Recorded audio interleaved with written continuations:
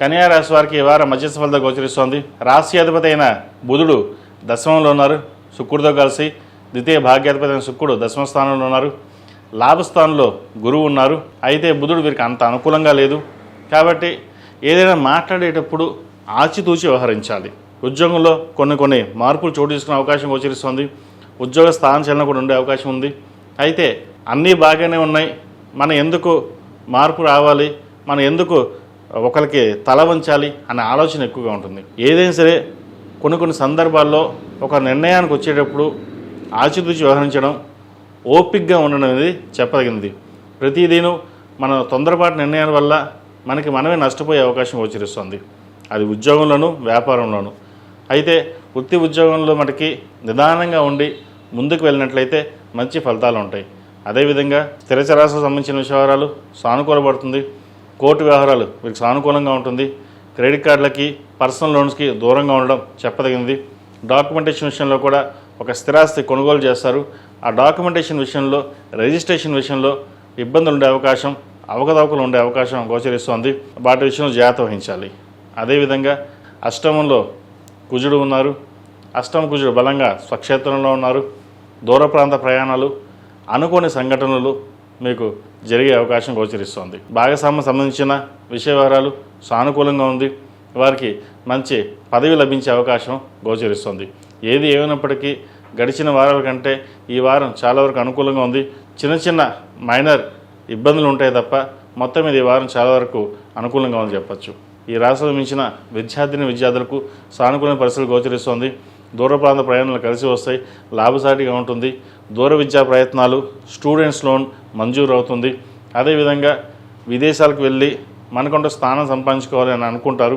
అయితే కొంతమంది ఎక్కడికి వెళ్ళనవసరం లేదు, ఇక్కడే ఉండి వ్యాపారం చేసుకుందాం, అంతకుమించి ఇంకోటి ఏం అవసరము, మనం ఎక్కడో వెళ్ళి చదువుకునే కంటే ఇక్కడే చదువుకుని మన సొంతంగా వ్యాపారం ఎందుకు చేసుకోకూడదు అనే ఆలోచన ఎక్కువగా ఉంటుంది. మీ తెలివితేటలకి, సమయస్ఫూర్తికి 10 మంది మెచ్చుకోలుగా ఉంటారు. ఏదైనా ఒక మాట్లాడితే ఒక క్లారిటీగా మాట్లాడతారు, అందరికీ ఆమోదయోగ్యంగా ఉంటుంది.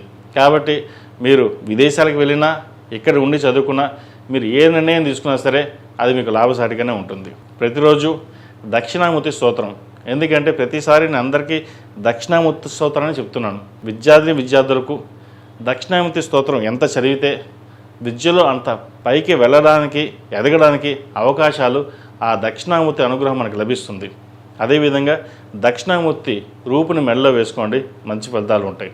ఈ రాశిలో జన్మించిన స్త్రీలకు వృత్తి ఉద్యోగాల పరంగా, వ్యాపార పరంగా చాలా వరకు అనుకూలంగా ఉంటుంది. గడిచిన వారాల కంటే వీరికి ఈ వారం చాలా వరకు బాగుంది. వ్యాపారంలో మంచి అభివృద్ధి సాధిస్తారు. మీ పేరు మీద చేసే వ్యాపారాలు ఏవైతే ఉన్నాయో అవి మంచి లాభసాటిగా ఉంటుంది. లాభాలు పొందే విధంగా గ్రహతులు గోచరిస్తుంది.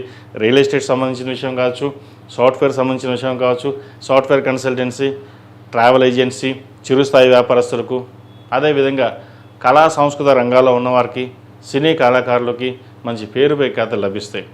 ఏదైనా సరే మనం ముందుకు వెళ్ళాలనే ఒక ఆలోచన ఉంటుంది. ఒక్కొక్కసారి ఇమ్యూనిటీ పవర్ తక్కువ ఉండొచ్చు, లేదా లేజీ అనుకోవచ్చు, వెనకబడి ఉంటారు.